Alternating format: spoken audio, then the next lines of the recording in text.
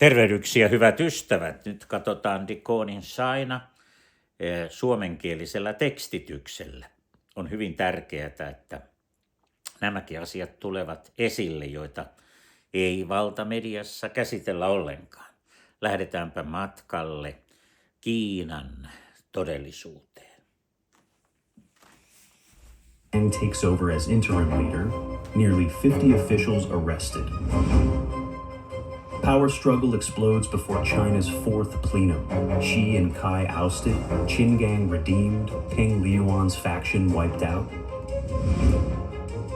China's Financial Times bomb explodes. CCP admits local fiscal crisis out of control. CCP turns off UK embassy water supply to bully Britain into approving mega embassy. RSV outbreak in Shanghai. Surge in child infections overwhelms hospitals, sparks public panic. Welcome aboard today's episode of Decoding China, your trusted source for essential insights and timely analysis. Xi Jinping's sudden stroke. Wang Yang takes over as interim leader. Nearly 50 officials arrested. Just 10 days before the fourth plenary session of the 20th Central Committee is due to convene, Beijing has been shaken by explosive rumors that Chinese President Xi Jinping suffered a sudden stroke and was rushed to the hospital in critical condition. The claims surfaced as Premier Li Qiang was on an official visit to North Korea, prompting speculation of an unfolding crisis at the very top of China's political hierarchy. Two separate sources reported the alleged incident. One asserting that senior party elders had already moved to take control of all 205 Central Committee members to secure a smooth transition to former Premier Wang Yang.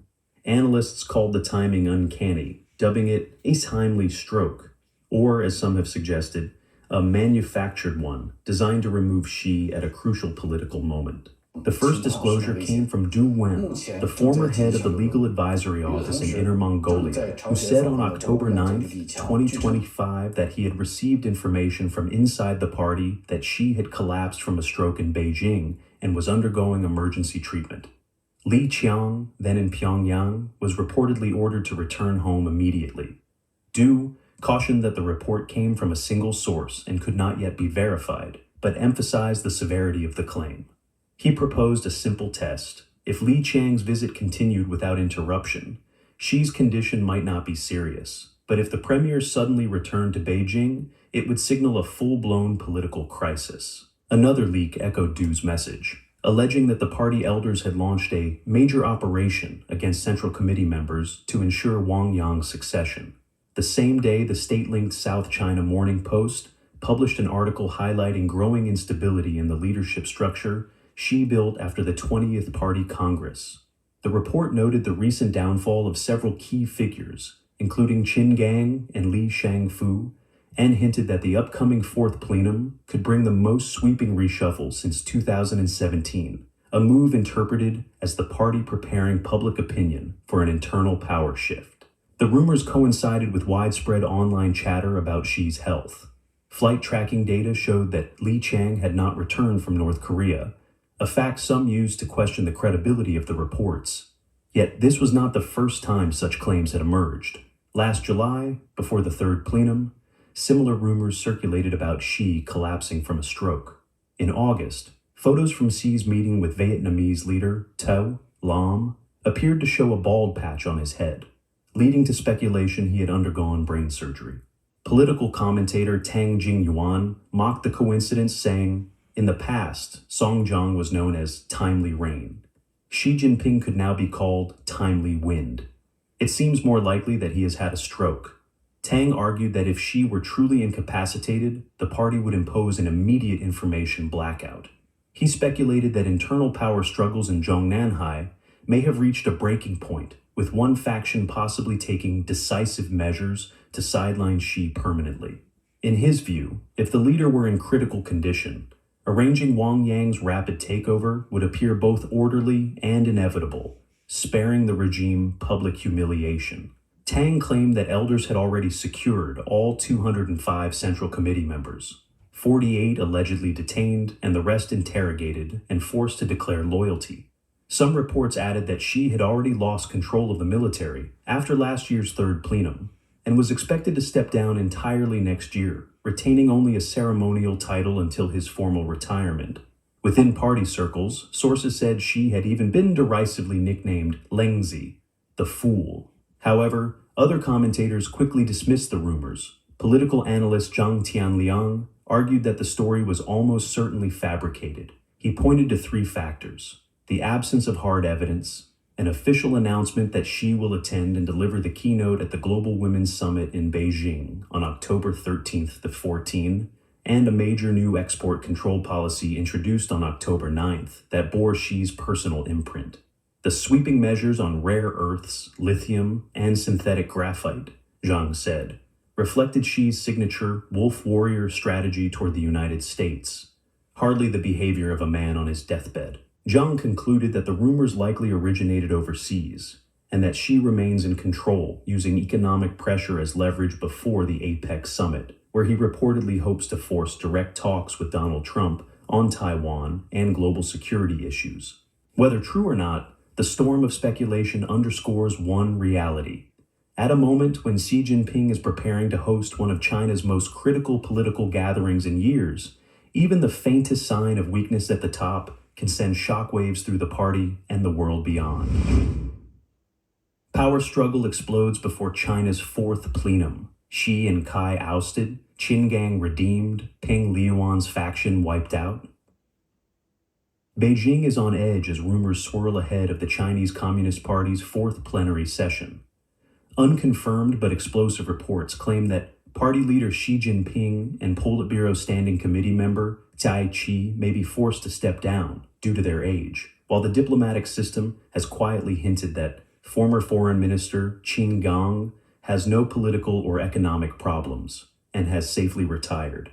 At the same time, a sweeping purge is unfolding in Shandong, home province of Xi's wife, Peng Liyuan, signaling that the party's internal power map is being redrawn. Independent commentator Kai Shenkun reports that Xi and Kai have been questioned by senior party figures about their ages and could be compelled to yield their positions. He warns that if Xi concedes even one seat at the plenum, his authority may collapse within 2 years. Another rumor, impossible to verify but politically charged, claims that all internal party documents must now be sent to former Premier Wen Jiabao for signature, an unprecedented step that suggests intervention by party elders. These developments, surfacing just days before the plenum, are widely seen as part of a larger struggle over succession and the balance of power. The alleged justification of age-related retirement revives a long-dormant rule known as the 7-up, 8-down principle, set in the late 1990s under Jiang Zemin. The rule stated that officials aged 67 could stay in office, while those aged 68 had to retire. It provided a safeguard for leadership transition from the 15th through the 19th Party Congress, but Xi Jinping broke it in 2022 by securing a third term, even as peers of the same age were forced out. Analysts argue that the rule, like many in the party, is used not to restrain power, but to serve it, broken or revived whenever politically expedient. Speculation grows that this apparent revival may be a calculated move by Wang Huning, Xi's chief ideologue. By framing Xi and Kai's potential exit as compliance with age limits, Wang could prevent older rivals such as Wang Yang and Zhang Yuxia, also over the threshold, from advancing.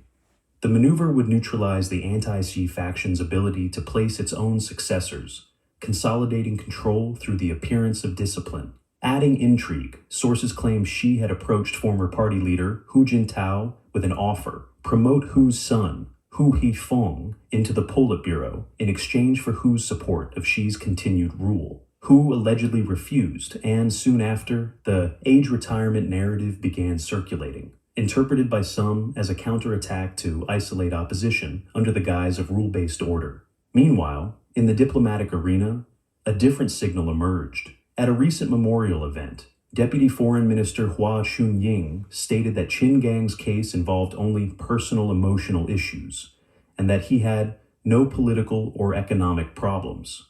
The statement was widely read as a deliberate leak preparing for Qin's rehabilitation. Analysts such as former journalist Jiang Weiping believe this may foreshadow a strategic policy shift from the pro-Russia, anti-US stance toward cautious engagement with Washington. Qin, fluent in English and well-connected in U.S. political circles, would be a natural figure for such a reset. Simultaneously, a wave of investigations has swept through Shandong. In just 2 months, more than 40 officials have fallen, and the purge has extended to Peng Liyuan's hometowns of Heizei and Yuncheng. Military officers with Shandong roots, including Eastern Theater political commissar Liu Qing-song and Defense Minister Dong Jun, have also been linked to probe rumors. The campaign, directed by the CCP's 9th Central Inspection Group, is described as surgical, targeting key networks of personnel, projects, and funds, and symbolically striking Peng's political base. Taken together, these developments suggest a fierce internal struggle behind the party's polished facade. The quiet rehabilitation of Qingang, the targeted cleansing of Peng Liyuan's allies, and renewed talk of leadership retirement all point to a reshuffling of power within Zhongnanhai. As the 4th plenary session approaches, the outcome may redefine not only China's leadership hierarchy, but also its strategic direction abroad. In Beijing's shifting corridors of power, loyalty and survival are once again being rewritten. China's Financial Times bomb explodes. CCP admits local fiscal crisis out of control. China's local governments are running out of money, and one insider says the collapse has already begun. A finance official from a southern province, using the alias Yang Qing, told the Epoch Times that local authorities across the country are dysfunctional after years of fiscal strain, and warned that China's economy will face even harsher conditions next year. The full-scale fiscal crisis has already erupted, he said. It's not about to happen. It's already here. Yang's warning comes as Beijing prepares for the 4th plenary session of the CCP's 20th Central Committee.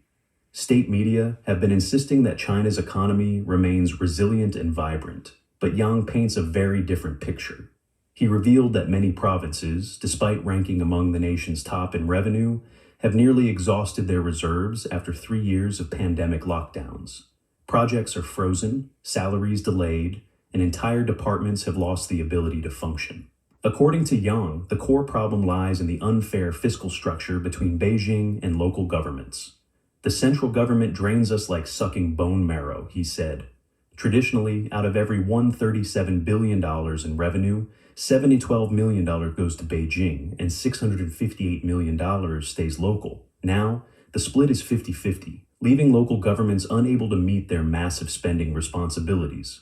Despite official reports claiming China's 2024 budget revenue rose 1.3% to $3.01 trillion, Yang said the numbers are meaningless. They keep 2 sets of accounts, one public, one secret. The public one is propaganda.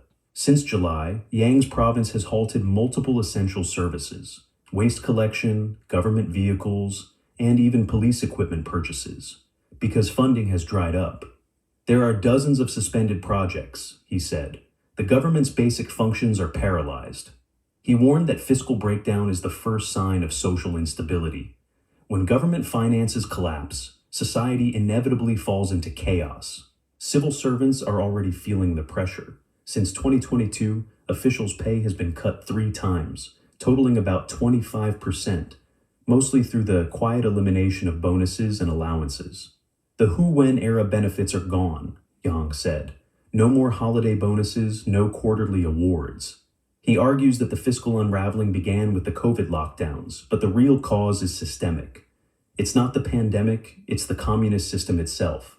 Yang sees the current crisis as part of a long, unbroken pattern of exploitation since 1949. From Mao's disastrous Great Famine and Cultural Revolution to Deng Xiaoping's selective enrichment of the bureaucratic elite, he believes every generation of CCP leaders has bled the people to sustain power. Under Xi Jinping, when he saw the party's wealth growing, he decided ordinary people couldn't get richer. It might threaten party control, so he turned left again. The result, Yang said, is an economy running on exhaustion. China's decades of rapid growth were plundering disguised as progress, sacrificing people's health and the environment for political gain. Now that the model is breaking down, the regime is digging into citizens' pockets to survive. He cited a township project that claimed $4.1 billion in innovation investment though only $137 million was actually spent. The rest, he said, was stolen by officials. Across the country, grand innovation centers and smart hubs are being built and then demolished, like Guangzhou's Bay Area Smart Hub, torn down just 10 days after completion.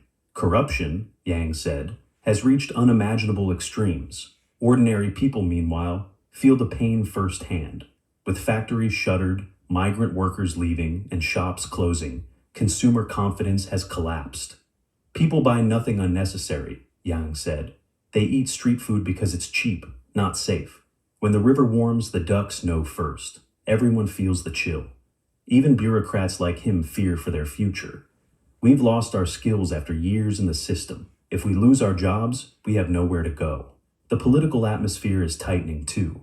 Discussing Xi Jinping's policies on WeChat, even in code, can lead to interrogation. Departments are filled with party monitors or 50-cent army members who report colleagues for the smallest sign of dissent.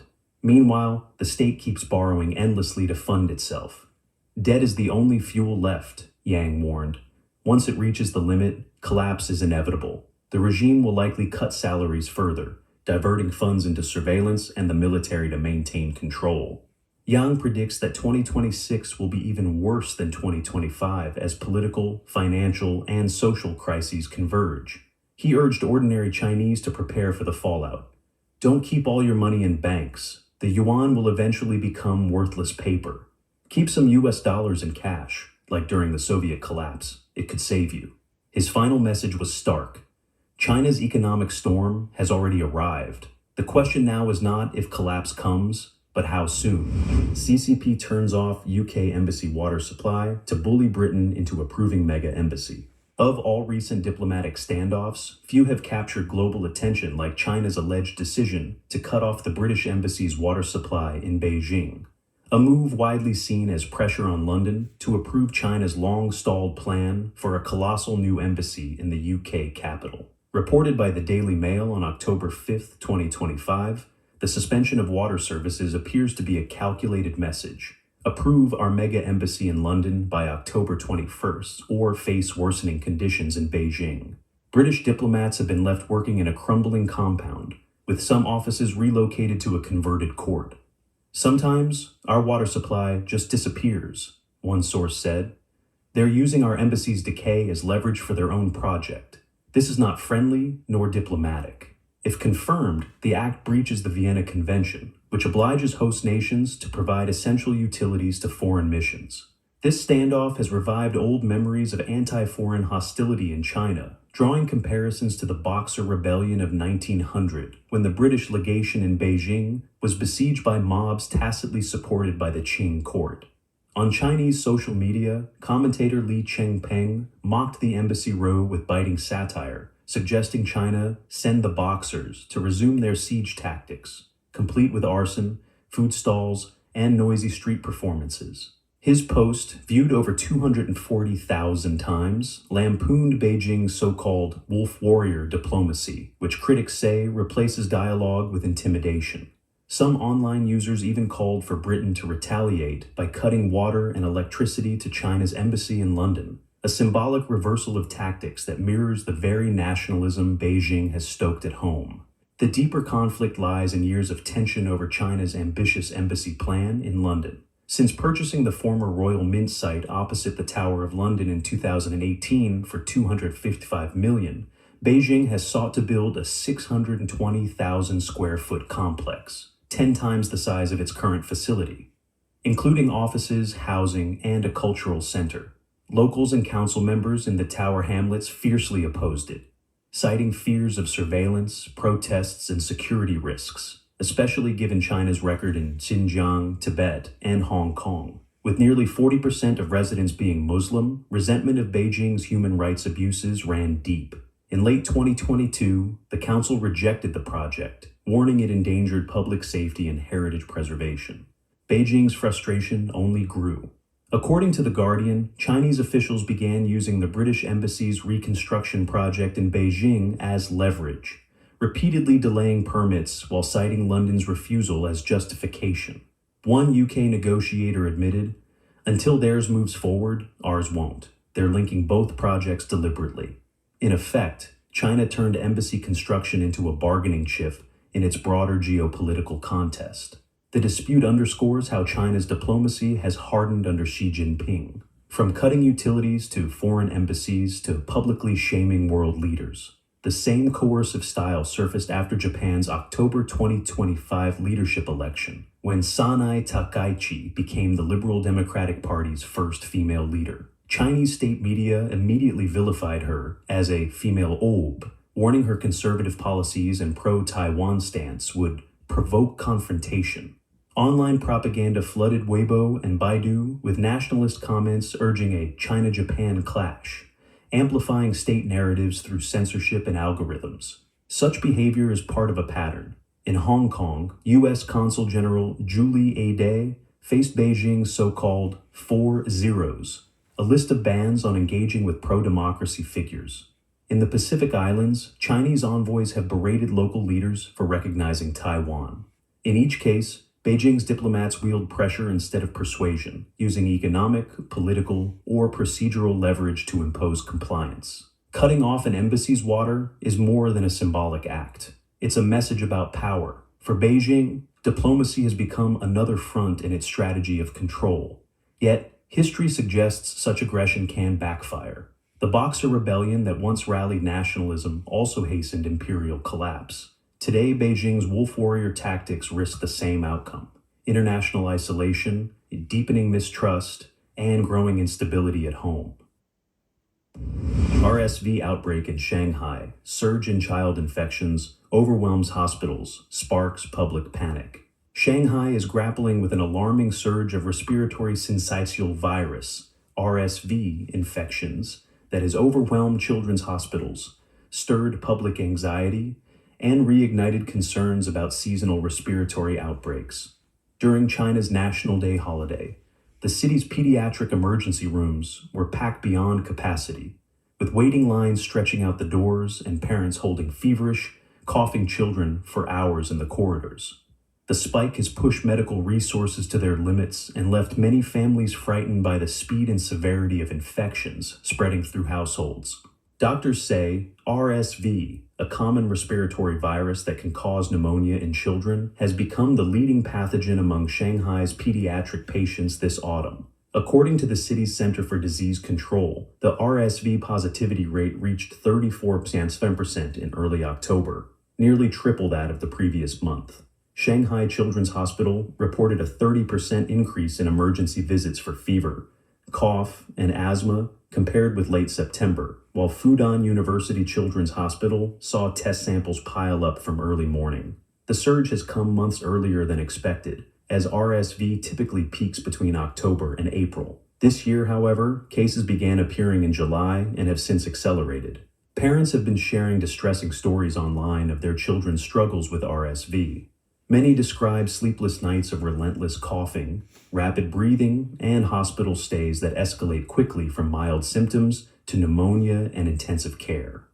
One mother wrote that her 5-year-old's infection spread to the grandmother and mother within days, underscoring the virus's high household transmissibility. Doctors confirm this trend, noting that family cluster infections have become increasingly common, especially in homes with more than one child. At Shanghai's major pediatric hospitals, the scenes are chaotic and emotional. By 10 a.m. on October 8th, the emergency, internal medicine, and respiratory wards at Shanghai Children's Hospital were already overflowing. At 3 a.m., rows of foldable chairs had been turned into makeshift beds in the infusion area, echoing with the sound of children coughing through the night. A young mother named Ms. Lin said she had waited 9 hours with her feverish child, armed only with an iPad and fever patches to pass the time. In Putuo District Central Hospital, more than 100 folding chairs were set up as temporary treatment stations. Doctors are also reporting a shift in the age profile of patients. While RSV previously affected mostly infants under 1 year old, this year children aged 3 to 6 make up a growing share of infections. Roughly 15% of these patients are also co-infected with mycoplasma or influenza viruses, which complicates recovery and makes lung CT scans show cloud-like shadows. Many severe cases have required ICU care, and some parents have been forced to sign critical condition notices. The crisis has sparked widespread fear among Shanghai families. Social media platforms are flooded with posts comparing hospital scenes to disaster movies. One blogger described emergency halls as resembling refuge shelters, with parents clutching diapers and lunchboxes while worrying about mounting medical bills. Some postpartum centers have imposed lockdowns to prevent outbreaks, and many families with newborns or twins have stopped going outside altogether. For many parents, the most unsettling realization is that even children who caught RSV last year can be reinfected this season. As one mother put it online, from grandma to grandson, everyone's down with RSV, and there's nowhere left to turn. Value your perspective. Feel free to share your thoughts in the comments section. If you found this video informative, we encourage you to share it with others. Your support helps us. Hyvät ystävät, verratkaapas näitä tietoja, mitä te näistä meidän valtamedioista saatte. Koko Kiinan tiedo, mitä Kiinasta puhutaan, niin kuinka luotettavaa se on valtamedioissa. Nytkin juuri esitetään, että Kiinan vienti on vaan kasvanut ja menee hyvin luvut. Ja tässä on esitetty todisteita siitä, että ne luvut, mitä Kiina virallisesti esittää, eivät vastaa todellisuutta. Ystävät, miettikää sitä, tilatkaa tämä kanava, kun ei edes maksa mitään, yläpeukkua voi näyttää ja jakakaa ja levittäkää tätäkin videota ja periksi ei anneta, hyvät ystävät.